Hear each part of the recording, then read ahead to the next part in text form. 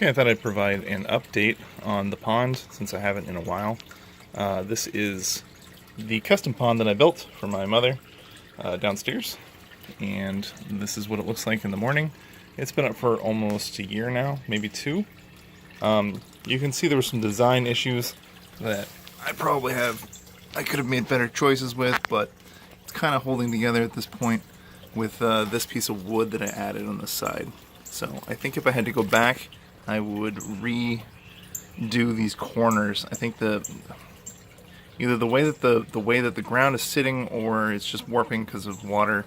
I couldn't tell you, but it's holding together at parts. I think it's being held pretty much at the top, at other sections. So this is what the pond looks like today, or at least the frame of the pond that I designed. So I've pretty much stopped it from leaning over. I mean, I think I'm holding the camera corner, but it's not so bad. It's kind of doing a little shift to the right. I don't think it collapses, but if it does collapse, it'll give me a chance to rebuild it, of course. But the pond is pretty established. I don't have any algae issues after I added the infrared light deal to the system. So that's in the filter. Pond's pretty clear, although it's just recovering from a long winter, so I didn't have a lot of really good filtration happening in the winter. So that's the filter was still running, but it just wasn't very clear. All the leaves and stuff fell in it from fall.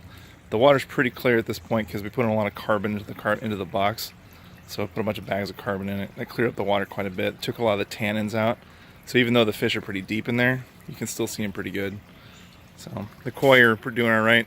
I only have 3 left of my original 7 that I had added. And we added 2 new small koi recently. Even though that's as big as the fish store allowed us, that's the little one with the orange head and the black dots.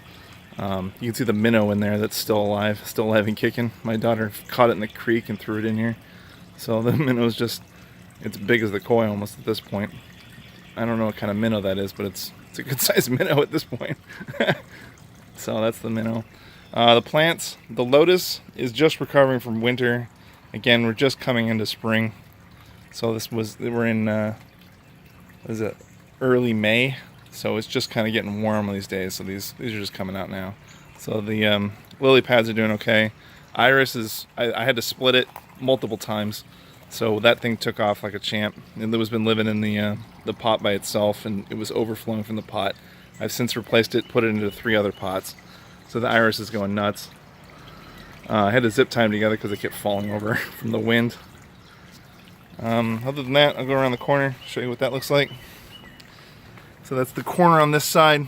The original, I think it's just time is just making it shift to the right, I think, but it's still holding together. Still looks all right. I mean, for an amateur pond, it's still in pretty good pieces. If you look on this side, that's really the worst is on down here in the bottom left corner is where it's really coming apart. I'm not sure how I could have prevented that, but again, I think it has to do with the ground shifting. See how it's detached on that side as it goes down further? So again, minor design flaws from my inexperience in building ponds, but I'm doing all right. The pond is still filtered by this one object in here. That's the UV filter on the top there, or whatever that is, the one that basically removes all the algae, and then it just filters into this canister, which is filled with different types of biological media and sponges and whatnot. But it's enough for this pond. The pond is roughly 900 gallons, maybe 950. So it does okay. I think I want to change it up a little bit and probably go with a larger canister filter at some point. But the frog's back. He's been living in here. I don't know. I hear him at night. He's probably in one of these bushes in here somewhere. But other than that, fish are doing okay. Water tests are good, and it's a pretty healthy pond. I think I just want to add some more plants to it. See what recovers from the winter, and then move forward from there. So that's it. That's my pond update. Oh yeah, and this survived outside in the winter time, so it survived being iced over, and then this survived also being outside. We tried to save the taro plant inside, but then we brought it outside too early, and then it froze and died. So we need a new taro plant. But other than that, that's how it's running.